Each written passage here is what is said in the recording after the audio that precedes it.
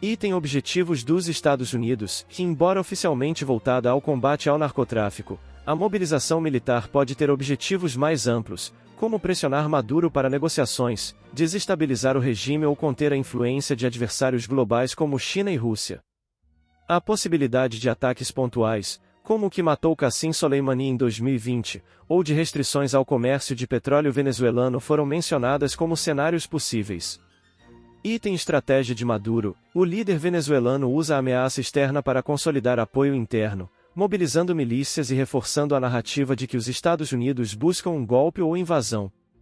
Suas acusações contra ONGs e supostos infiltrados financiados pelos Estados Unidos visam desviar a atenção de crises internas, como a contestação de sua reeleição em julho de 2024. Item riscos regionais, e um conflito aberto é improvável, mas a tensão pode agravar a instabilidade na região, afetando rotas comerciais, fluxos migratórios e a segurança na fronteira com a Colômbia. A mobilização de milícias e tropas venezuelanas aumenta o risco de incidentes.